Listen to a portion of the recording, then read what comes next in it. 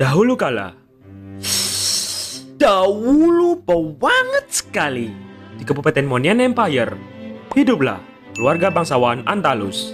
Nah, dulunya keluarga Antalus ini dikenal sebagai salah satu keluarga bangsawan terbesar di Kabupaten Monian Empire. Wes seleb lah, anjay. Cuman ya, semakin waktu berlalu, pamornya keluarga Antalus ini turun. Ditambah lagi, Siprun, pemimpin keluarga Antalus ini punya skandal hubungan gelap sama penari jelata. Yang mana aturannya itu kan keluarga bangsawan itu nggak boleh punya hubungan sama rakyat biasa. Harus sama-sama dari bangsawan gitulah. Dan dari hubungan gelap mereka, wis gini papap, lahirlah Alice.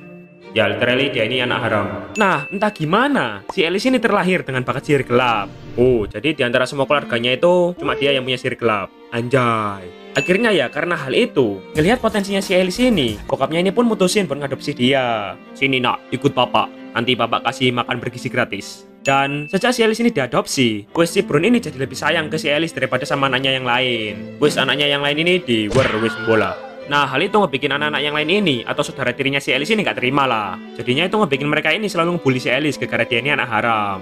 Weh anak haram lu, anak haram. Cih, pergi lu dari sini, minggat aja lu anak haram. Pergi. Cuman ya si Alice ini gak moduliin lah bulian dari saudara tirinya.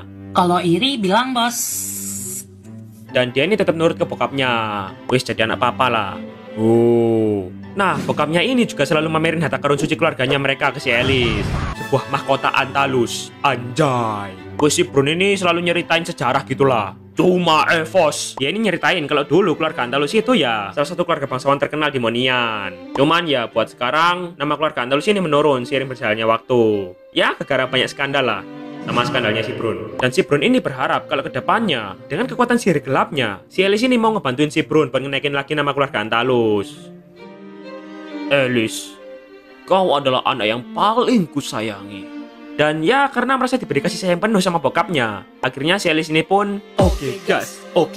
Akhirnya ya sejak saat itu, dengan kekuatan sihir gelapnya, si Alice ini ngebantuin bokapnya buat ngenaikin lagi nama keluarga Antalus dengan ngesingkirin orang-orang dan bangsawan lain yang gak suka sama mereka. Ya literally yang gak suka sama keluarga Antalus ini langsung dibungkam lah sama si Alice.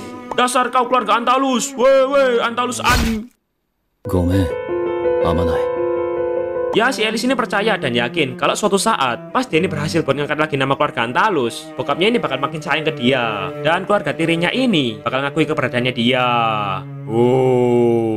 Sampai pada suatu ketika pihak Monastery of Light ini tahu kalau ternyata selama ini keluarga Antalus ini ngemanfaatin sihir gelapnya si Alice buat ngenaikin nama keluarga mereka dan nganggap itu hal yang sesat. Tersesat. Akhirnya Monastery of Light ini pun mutusin buat nangkep si Alice. Dan dia ini pun dikurung di penjara Monastery of Light.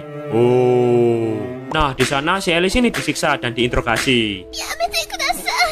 Ya, dia ini disuruh ngaku lah tentang kegelapan di balik keluarga Antalus. Apa yang mereka sembunyiin dan apa yang mereka rencanain, wes sembarang kalir lah. Cuman ya, saking si Alice ini sayang banget sama bokapnya, si Alice ini nggak mau ngaku. Dia ini cuma tersenyum dan ngomong, Ayah, aku tidak akan mengecewakanmu.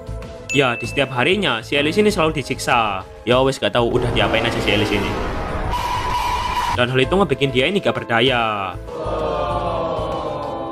Sampai pada suatu ketika, pas dia ini ditinggal di sel sendirian, tiba-tiba itu ada sosok misterius yang nyamperin dia.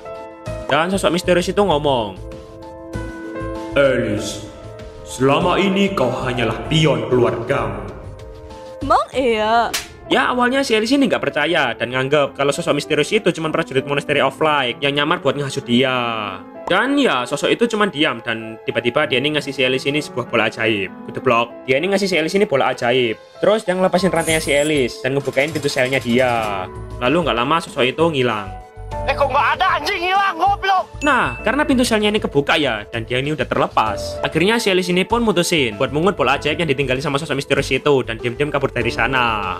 Nah, pas dia ini ngelewati salah satu ruangan yang ada di sana, si Alice ini nggak sengaja ngedengar suara yang familiar di telinganya. Dan pas si Alice ini nyoba ngintip, dia ini kaget. Ya, di ruangan itu, si Alice ini ngeliat ada bokapnya bareng sama tetua Monastery of Light. Yang ternyata mereka ini komplotan. Ya, ternyata selama ini penangkapannya si Alice ini udah direncanain sama mereka. Ya, soalnya bokapnya ini nganggep kalau kekuatan sihir gelapnya si Alice ini bakal makin kuat seiring berjalannya waktu. Jadi makin OP lah dan langganan band, anjay. Jadinya bokapnya ini takut lah kalau suatu saat dia ini bakal dilengserin sama si Alice. Ya padahal kan si Alice ini mah anak polos, nurut-nurut aja. Dan akhirnya karena hal itu bokapnya ini pun mutusin buat kerjasama bareng Monastery of Light buat nangkep dan nyingkirin si Alice. Dan wis di saat itu si Alice ini langsung kebanjiran fakta lah. Dia ini gak expect dan kecewa lah, gara-gara dikhianati sama bokapnya sendiri. Si Alice ini sadar kalau selama ini ya dia ini cuma dimanfaatin sama bokapnya, gara-gara dia ini punya kekuatan sihir gelap. Kalau semisal dia ini gak punya sihir apapun, ya dia ini bakal dibuang dari awal. Kan dari awal dia ini kan anak haram. Sedikit demi sedikit, si Alice ini mulai percaya sama kata-kata makhluk misterius yang dia temui di dalam sel sebelumnya. Kalau dia ini ya cuma dijadiin pion sama keluarganya. Nah, karena tenggelam di lautan fakta ya, si Alice ini nggak sadar kalau di belakangnya udah ada prajurit Monastery of Light yang ngepung dia. Dia ini digebuk sampai gak berdaya. Dan dia ini cuma bisa ngeliat bokapnya yang mandang dia dengan tatapan yang dingin. Ayah.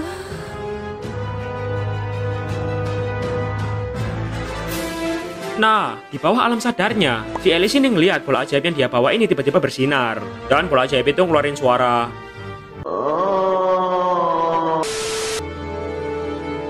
Alice, sudah kubilang, mereka hanya memanfaatkanmu. Bergabunglah denganku, Alice. Balaskan dendammu. Jadikan mereka pion-pionmu. Anjay. Ya awalnya si Alice ini nganggap kalau bola ajaib itu cuma sosok lain yang juga mau manfaatin dia. Tapi ya karena dia ini udah kecewa banget sama bokapnya, itu ngebikin si Alice ini udah bodo amat lah sama apapun. Wis tanpa pikir panjang, si Alice ini nerima tawaran dari bola ajaib itu. Dan wush. Seketika kekuatan iblis ini ngalir di darahnya, yang ngebikin muncul sayap sama tanduk di tubuhnya. Dan seketika dia ini pun berubah jadi makin mantap. Nah, kebangkitan si Alice ini ngebikin bokapnya sama tetua Monastery of Light ini langsung ketar-ketir lah. Dan dengan kekuatannya, si Alice ini langsung ulti. Jret! Dia ini nyerap semua energi kehidupan mereka yang ada di sana. Dihisap. Kamu mau saya hisap?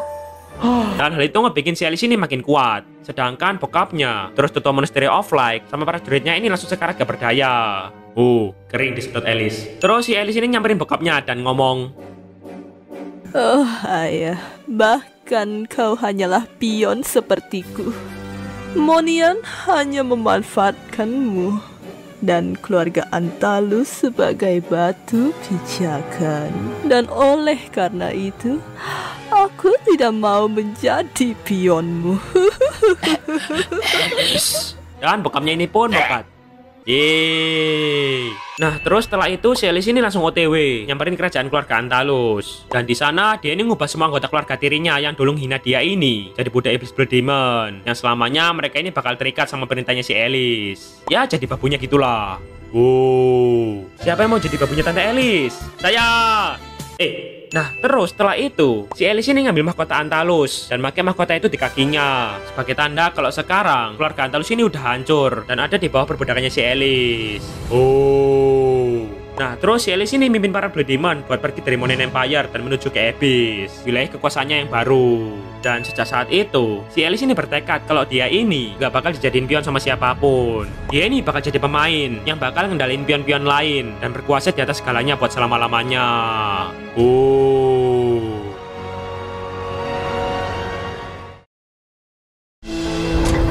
Kemenangan ini adalah milik putriku, Alice.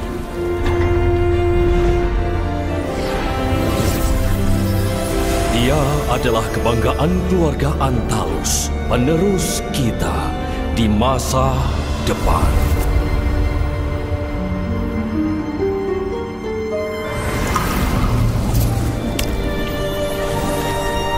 Untuk meraih kekuatan sejati, dekatkanlah dirimu pada Abyss.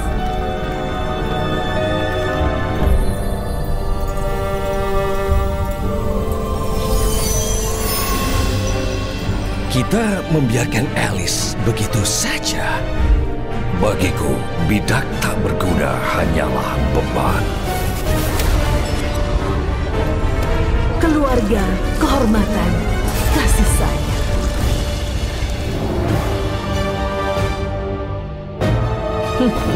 Dalam permainan tipu daya ini, bahkan ayahku sungguh tidak layak disebut bidak.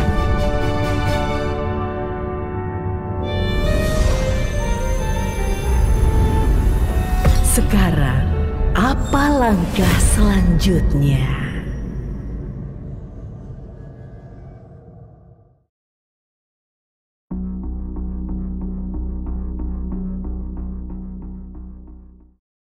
Dahulu kala. Ya, nggak dahulu banget. Sekitar beberapa tahun yang lalu, di Kabupaten Monian Empire, sebuah kerajaan cahaya terbesar di Land of Dawn. Anjay. Nah, di sana lahirlah Dirot. Nah, dia ini seekor putra mahkota kerajaan Monian. Jadinya ya, dia ini digadang-gadang bakal jadi penerus tahta Monian. Anjay. Wes, kelahirannya si Dirot ini disambut meriah lah sama warga Monian. Wes, syukuran, makan-makan, akikoan. Wes, bahkan bokapnya ini sampai nanggap sendorek. Kala blok. Wes, para warga Monian ini pada bergembira semua lah. Sampai pada suatu malam, tiba-tiba datanglah Tante Alice. Ara, sini ikut sama tante yuk. Dan si Alice ini pun nyulik dan bawa kabur si Dirot. Tante, culik aku juga tante. Nah, alasan kenapa si Alice ini nyulik si Dirot, soalnya si Alice ini yakin kalau suatu saat si Dirot ini bakal punya pengaruh gede di masa depan. Ya, soalnya dia ini kan putra mahkota Monian Empire. Jadinya si Alice ini pengen ngejadiin si Dirot ini sebagai pionnya.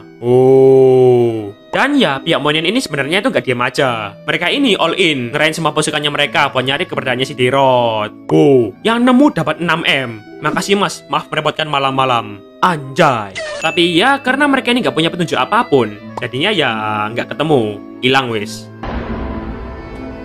Dan ya, pihak Monian ini cuma bisa pasrah dan berduka atas hilangnya si Dirot. Dan mau nggak mau, buat kedepannya, tahta kerajaan Monian ini bakal diwarisin ke si Sylvie, ke Sylvana, kakaknya si Dirot. Oke, balik lagi ke si Dirot. Nah, semenjak dia ini diculik sama si Alice, si Dirot ini pun hidup dan tumbuh di Kecamatan Abyss, sebuah tempat yang barbar tanpa aturan, dimana di situ wes ngumpul lah iblis-iblis yang haus akan kekuasaan, koruptor negara, dan makhluk-makhluk hina yang gak ragu buat saling bunuh satu sama lain.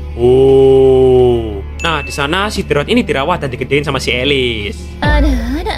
Dan beberapa kali dia ini juga sempat dilatih gelut sama Thamus, sesosok iblis dari Fire Tribe, sang Lord Lava. Anjay. Lah, terus yang ngasih susu ke Dirot siapa, Bos? Ya, di saat itu si Dirot ini udah nganggap si Alice ini kayak kakaknya sendiri gitulah. Dan karena sering diajarin gelut sama Om Thamus, dia ini nganggap si Thamus ini sebagai panutannya. Anjay. Om Thamus idol. Iya. Jangan gitu cicing goblok. Nah, tapi ya, meski dia ini kelihatan akrab banget ya sama Om Thamus, tapi si Dirot ini patuhnya itu tetap ke si Alice. Jadinya kalau semisal suatu saat si Alice ini nyuruh si Dirot buat ngekill si Thamus, ya bakal dia lakuin. Dirot sayang, kamu nurut sama tante ya. Kalau kamu nggak nurut, ntar tante nggak kasih jatah susu loh. Dan ya, buat sekarang si Dirot ini nggak punya ingatan sama sekali tentang dirinya di masa lalu. Kalau sebenarnya dia ini adalah Pangeran Monian Empire.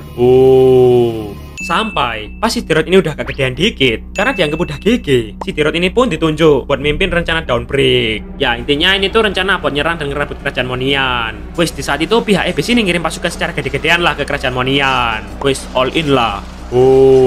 Dan ya, di saat itu mereka ini berhasil buat mojokin kerajaan Monian. Dan kerajaan Monian ini pun berada di ambang kehancuran. Haha, cemas kau, Dedek.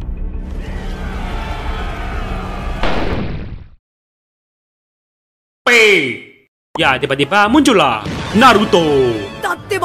Ya, si Lukas. Anjay. Ya, singkatnya, si Lukas ini tuh sosok makhluk suci Monian Empire yang udah tertidur selama ribuan tahun di dalam tombak peninggalan Raja Gaius, sang pendiri kerajaan Monian. Ya, buat cerita lengkapnya si Lukas, kalian bisa lihat lah di asal-usulnya si Lukas, oke?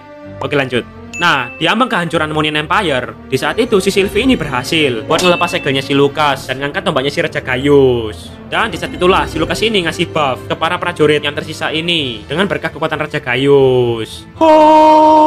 Dan seketika mereka ini pun berubah menjadi pasukan Lightborn. Anjay. Dan dengan kekuatan Lukas, si Sylvie dan pasukan Lightborn, mereka ini pun berhasil comeback dan ngedorong si Dirot dan pasukan iblisnya ini kembali ke Abyss. This is Sparta! Nah, sebelum si Dirot ini jatuh ke jurang Abyss, dia ini gak sengaja meet and greet sama si Sylvie. Yang gak lain, dia ini adalah kakak kandungnya.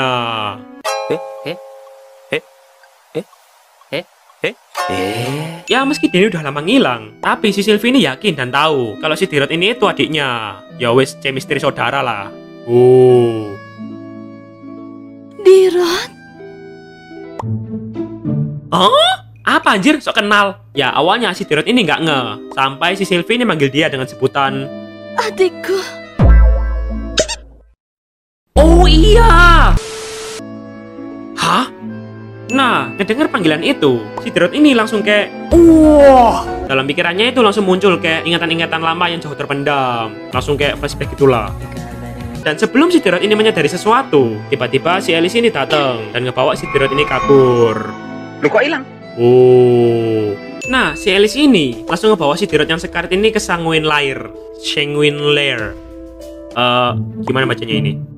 Sanguine Lair. Sanguine Lair. Ya wes ikulah. Ya intinya ini itu markasnya si Alice dan para iblis berdemon lainnya. Dan si Dirot ini dicemplungin ke kolam darah yang ada di sana. Plung. Wah! Seketika darah di kolam itu ngalir di sekujur tubuhnya, yang ngebikin tubuhnya si Dirot ini teregenerasi dengan tubuh baru. Wow. Nah di saat itu di pikirannya si Dirot ini langsung muncul lagi kayak ingatan flashback gitulah. Pas dia dirawat sama si Alice, digelut sama si Thomas, terus pas nyerang Monian, sampai pas dia ini ngeliat wajahnya si Sylvie. Adikku. Dan di saat itu tiba-tiba muncullah ingatan samar-samar yang nunjukin masa lalunya dia. Kalau sebenarnya dia ini adalah pangeran dan putra mahkota Monian. Wow. Nah, di saat itu si Dirot ini sadar kalau ternyata selama hidupnya dia ini udah terlahir 3 kali. 3 kali. 3度 Nah, yang pertama itu pas dia ini terlahir sebagai putra mahkota Monian, dimana di saat itu dia ini jadi simbol cahaya dan harapan.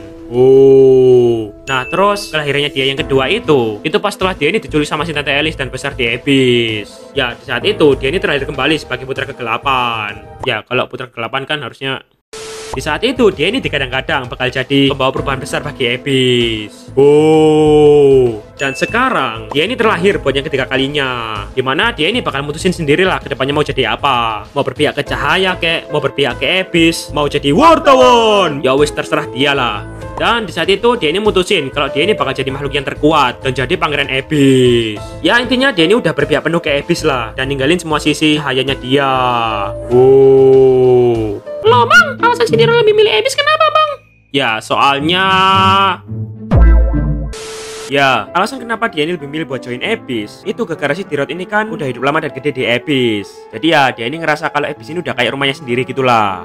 Oh. Yo wis oke lanjut. Dan wush. Seketika si Dirot ini pun di-refarm. Anjay. Ya, karena pengaruh kolam darah dari Sanguine Lair. Sanguine Lair. Jadinya ya dia ini terakhir kembali sebagai Rasbel Demon. Jadi ya sama kayak si Alice lah. Dan dengan tubuh barunya itu si Dirot ini bertekad, aku bangkit dari kegelapan Abyss dan aku akan memadamkan semua cahaya yang ada. Anjay.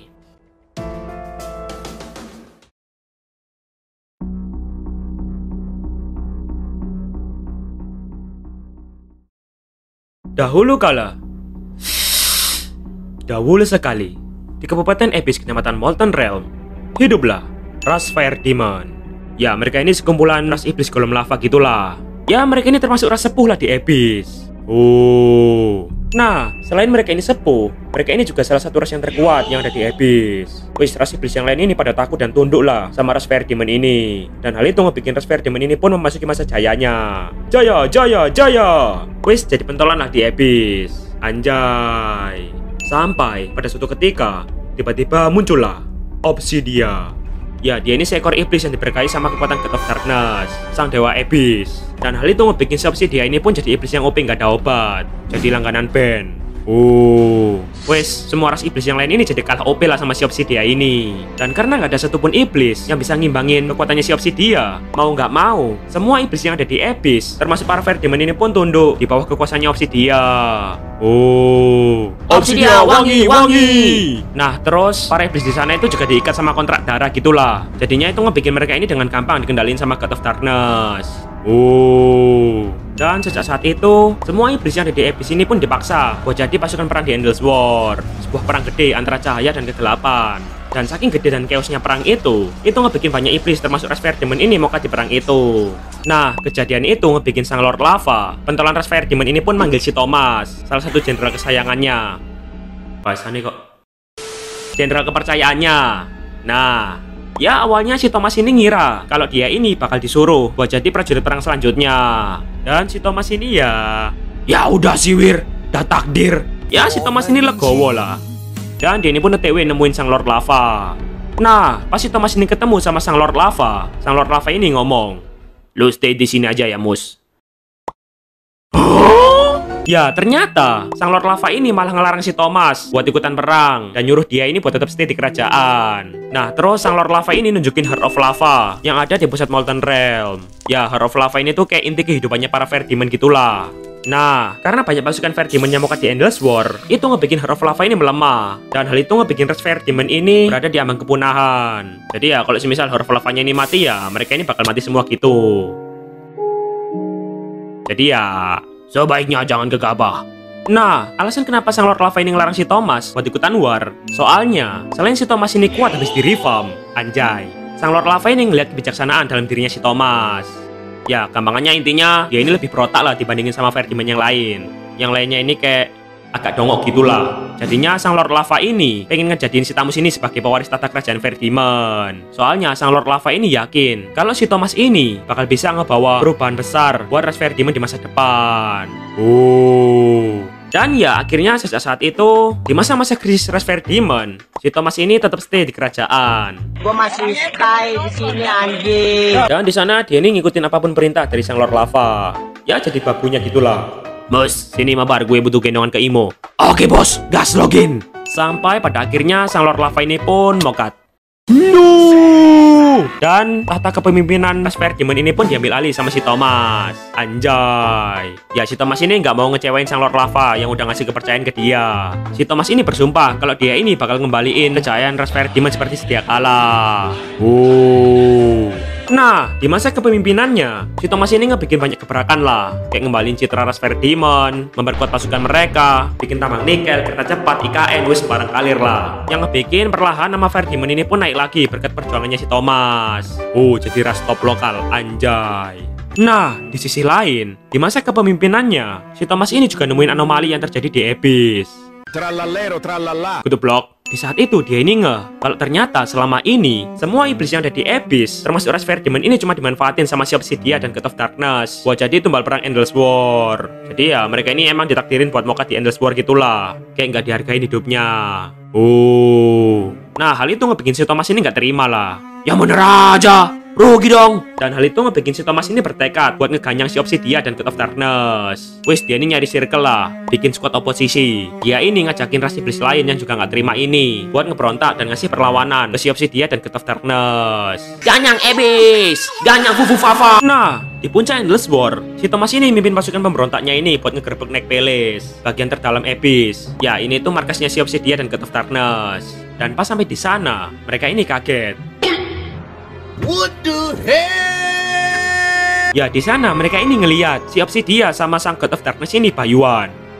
Lah, kok? Ya, ternyata mereka ini bayuan gara-gara mereka ini beda visi, beda tujuan lah. Sang God of Darkness ini pengen ngemanfaatin semua makhluk Abyss ini buat dijadiin tumbal perang Endless War. Semua iblis hanyalah alat. Nah, sedangkan si Obsidia yang baru sadar kalau ternyata selama ini dimanfaatin sama God of Darkness ini nggak terima lah. Si Obsidia ini pengen nyiptain kebebasan di Abyss. Jadi ya sebenarnya tujuannya si Obsidia sama si Thomas ini mirip-mirip lah. Cuman ya di saat itu si Thomas ini udah kayak nggak percaya gitulah sama mereka. Dan di saat itu si Thomas sama pasukan pemberontaknya ini pun nontonin mereka bayuan. Dan setelah sekian lama bayuan, akhirnya mereka berdua ini pun melemah. Wis tinung-tinung lah. Dan di saat itulah si Thomas sama pasukan pemberontaknya ini pun ngasih serangan gede-gedean ke God of Darkness dan Obsidia. Nah, sebagian dari mereka ini pada ngeganyang God of Darkness. Ganyang Fufu Fafa, ganyang God of Darkness. Yang ngebikin sang God of Darkness ini pun ngilang. Wis nggak tahu mati atau gimana, ngilang. Nah terus bagian iblis yang lain ini pada ngeroyok dan rebutan buat ngeminum darahnya Obsidia. Ya mereka ini nganggep kalau dengan ngeminum darahnya Obsidia, mereka ini bakal lepas dari kontrak darah God of Darkness. Oh. Nah, tapi si Thomas ini nggak FOMO lah, nggak ngikut dua-duanya. Di saat itu, si Thomas ini jalan ke puncak reruntuhan naik Peles. Terus pas sampai di puncak, dia ini kayak ngeroar gitulah. Dan sejak saat itu, si Thomas ini bertekad kalau dia ini bakal ngebawa Abyss menuju era baru. Anjay. Oh, tamu Spilek. Ini bukan era lo lagi. Nah, tapi hal yang nggak terduga terjadi. Semenjak menghilangnya God of Darkness dan si Obsidia, beberapa iblis yang punya kontrak darah ini tiba-tiba kayak kesurupan gitu. Dan seketika mereka ini pun berubah menjadi Spawns of Decay, atau bahasa Indonesianya itu titisan kebinasaan. Sesosok makhluk yang barbar dan bakal nyerang siapapun. Ya jadi kayak zombie gitulah gampangannya, tapi versi iblis. Anjay. Dan ya, sebagian besar ras Fire Demon ini juga pada berubah jadi titisan kebinasaan. Yang ngebikin si Thomas ini ngeh kalau sebenarnya sang God of Darkness dan si Obsidia selama ini masih hidup. Oh. Nah, sebagai pemimpin ras Fire Demon yang baik, jujur, bijaksana, nggak korupsi, dan tidak sombong, si Thomas ini bertekad kalau dia ini bakal nyari cara buat ngilangin kontrak darah God of Darkness, buat nyelamatin rasnya dari kutukan itu. Anjay. Nah, lalu pada suatu ketika tiba-tiba nggak ada angin, nggak ada hujan, muncullah Tante Alice. Ya, dia ini sesosok makhluk setengah manusia, setengah blood demon yang punya tekad buat menguasai Abyss. Ya, buat cerita lengkapnya kalian tonton aja lah. Dia selalu Alice Rivam, oke? Oke, lanjut. Nah, kemunculannya si Tante Alice ini ngebikin si Thomas ini kayak, "Cih, ini anak baru mau ngapain, ha? Sok-sokan mau menguasai Abyss." Ya, si Thomas ini nggak suka lah sama keberadaannya si Tante Alice. Gara si Tante Alice ini kan udah orang baru di Abyss. Terus juga dia ini kan nggak pure iblis, setengah manusia setengah blood demon. Ya, iblis karbit lah. Jadinya ya si Thomas ini nganggep kalau si Tante Alice ini nggak layak lah buat jadi pentolan di Abyss. Nah, cuman ya si Thomas ini nggak jor-joran gitu lah ngomong ke si Alice. "Woi, lu tante-tante murahan, pergi aja lu." Ya gitu ya si Thomas ini kayak pura-pura akrab gitulah. Padahal ya sebenarnya dia ini diam-diam mau memanfaatin si Tante Alice ini buat ngecapai tujuannya dia. Oh. Dan ya apapun yang terjadi di Abyss ke depannya, si Thomas ini bakal tetap kekeh batu epic immortal dan bertekad buat ngilangin kutukan titisan kebinasaan dan ngebawa ras Fire Demon ini kembali ke masa jayanya. Oh.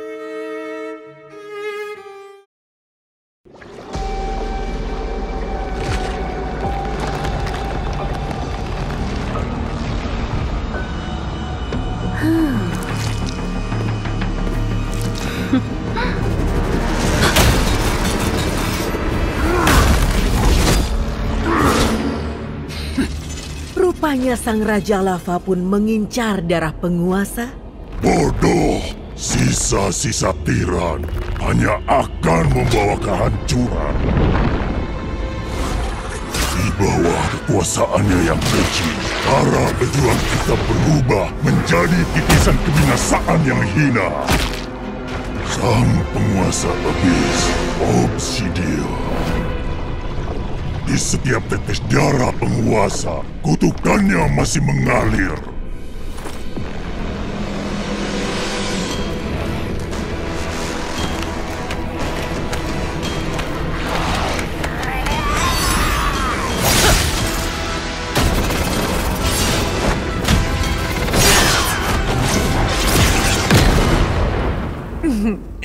Para boneka yang begitu setia.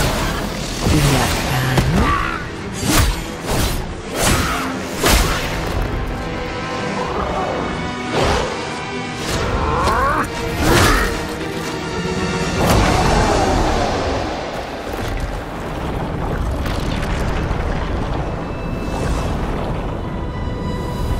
Kau hanya boneka biasa.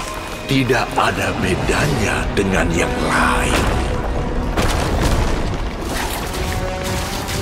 Patuhi aku. Kekuasaanmu akan aman. Sebaliknya kau akan musnah. Abyss tidak tunduk pada siapapun.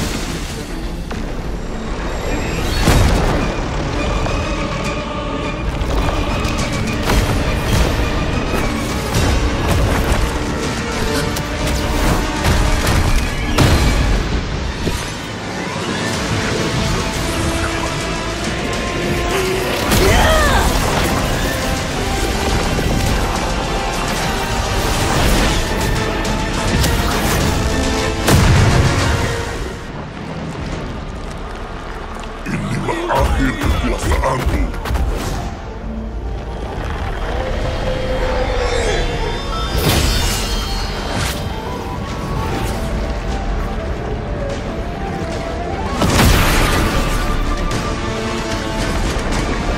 Titisan-titisan ini memancarkan kebusukan dewa itu.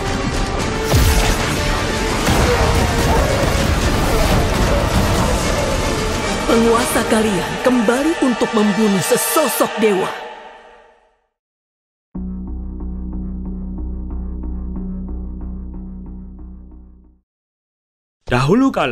Dahulu banget sekali.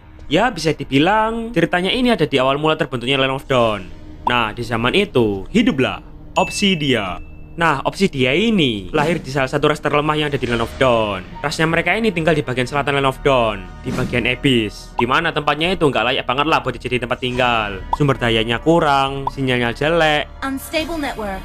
Wes terpuruk banget lah. Alasan mereka ini tinggal di situ ya gara wilayah lain itu udah dikuasai sama ras lain. Jadinya mereka ini dapat wilayah sisa-sisa gitulah. Dan karena hidupnya serba kekurangan, hal itu ngebikin si Obsidia sama rasnya ini berada di ambang kepunahan. Dan mereka ini cuma bisa nerima takdir lah. Soalnya ya rasnya aja lemah, nggak bisa apa-apa. Aku ingin hidup bebas.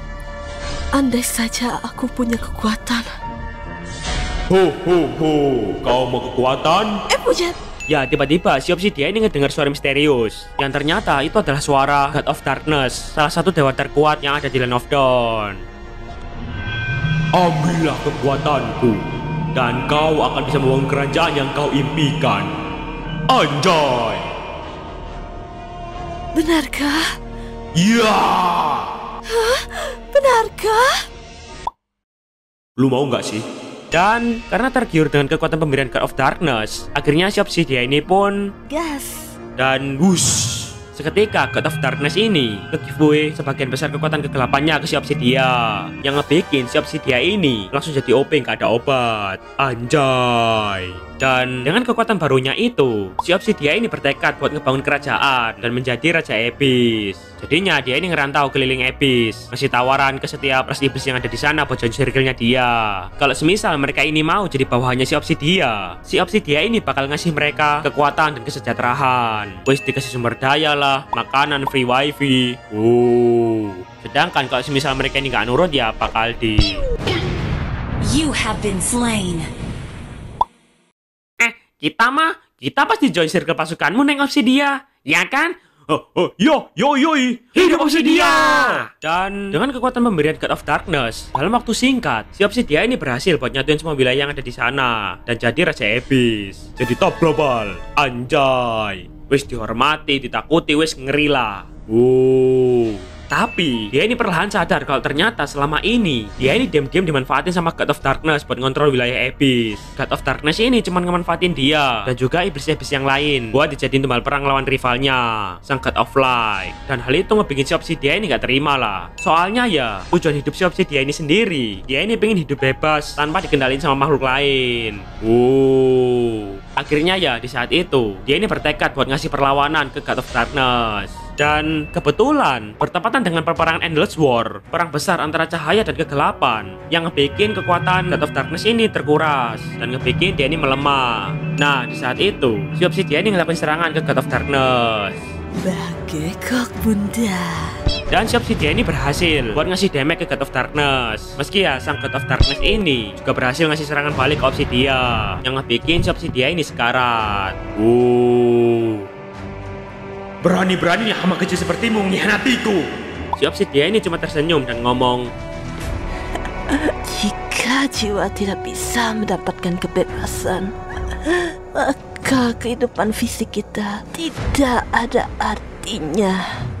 Pas tubuhnya dia ini sekarat, para monster Abyss ini langsung ngeroyok dan berebutan meminum darahnya. Dan si Obsidia ini ngebiarin hal itu. Soalnya dia ini paham kalau itulah Abyss sejak dulu, sebuah wilayah yang bebas tanpa aturan, tempat dimana semua monster Abyss ini pada saling serang dan haus akan kekuasaan. Dan dengan tubuhnya yang sekarat, perlahan si Obsidia ini pun tenggelam dalam hibernasi kematian. Jadi dia ini mati, tapi gak beneran mati. Gimana ya? Ya, kalian dengerin dulu aja lah. Lanjut dulu. Dan setelah menghilangnya Obsidia dan God of Darkness, wilayah Abyss ini berubah jadi tempat yang barbar. Para iblis yang ada di sana itu pada saling serang satu sama lain dan berjuang menjadi yang terkuat di Abyss. Ya, gampangannya kayak mereka ini ngejar top supreme gitulah biar mereka ini diakui. Nah, salah satu iblis yang ada di sana itu si Alice, sesosok iblis Blood Demon pendatang. Ya, dulunya dia ini seorang manusia. Cuma di ceritanya dia ini diperalat sama keluarganya. Yang akhirnya itu ngebikin si Alice ini pun mutusin buat balas dendam dengan ngubah semua keluarganya jadi budak iblis Blood Demon. Nah, si Alice ini juga nyulik dan ngadopsi Dirot, sesosok manusia yang sebenarnya dia ini tuh pangeran Monian. Yang dimana si Alice ini percaya kalau si Dirot ini bakal punya pengaruh gede di episode kedepannya. Nah, terus di sisi lain itu ada Kamu, sesosok iblis dari Fire Tribe, Sang Lord Lava, anjay. ya, dia ini termasuk sepuh lah di Abyss. Terus dulu dia ini juga ikutan sama para iblis yang lain. Pas para iblis ini minum darahnya Obsidia. Dan karena dia ini cukup sepuh ya, dia ini nggak suka sama keberadaannya si Alice yang merupakan pendatang di Abyss. Dan ya, mereka ini kayak rival tapi ya gitulah, pada bermuka dua. Kayak pura-pura nggak ada apa-apa, padahal ya sebenarnya pada nunggu kesempatan buat bisa ngalahin satu sama lain, biar salah satu dari mereka ini bisa berkuasa di Abyss. Dan persaingan di kerajaan Abyss ini berlangsung cukup lama, sampai pada suatu ketika. Hai guys, aku kembali. Ya, ternyata sang God of Darkness ini masih hidup, plot armor. Cuman ya dia ini kesisa bayang-bayangnya aja. Dan sekarang sang God of Darkness ini berencana buat bangkit kembali. Dengan sisa kekuatannya, dia ini ngemanfaatin beberapa monster Abyss buat nyariin dia tumbal, buat jadi wadah kebangkitannya. Dan mereka ini milih si Selena, sesosok Dark Elf yang... Nah, di sisi lain, karena ikatan kuat antara God of Darkness dan Obsidia, kebangkitan God of Darkness ini mempengaruhi dua Obsidia yang sudah lama mati. Dan dengan dorongan tekad Obsidia yang masih hidup, meski tubuhnya dia ini udah lama mati, akhirnya si Obsidia ini pun terlahir kembali. Anjay. Nah, di saat itu, si Obsidia ini tahu kalau God of Darkness ini masih hidup. Karena ya jiwa dan pikirnya dia ini masih dipengaruhi sama God of Darkness. Dan hal itu ngebikin si Obsidia ini bertekad kalau dia ini bakal memusnahin God of Darkness, biar dia dan juga semua iblis yang ada di wilayah Abyss ini bisa terbebas dari pengaruh God of Darkness. Ini adalah tanahku, kerajaanku, wilayah kekuasaanku. Abyss adalah aku.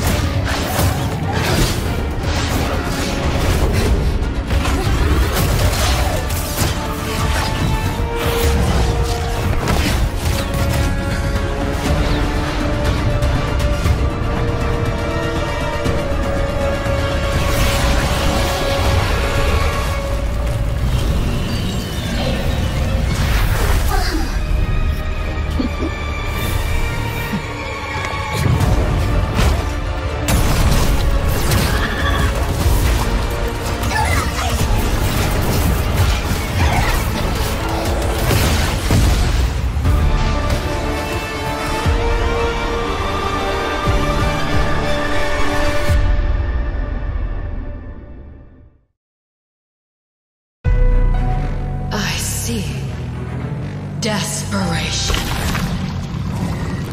I come to crush my enemies. I reap. The strong rise. The weak crumble. My will is absolute. The abyss shall meet.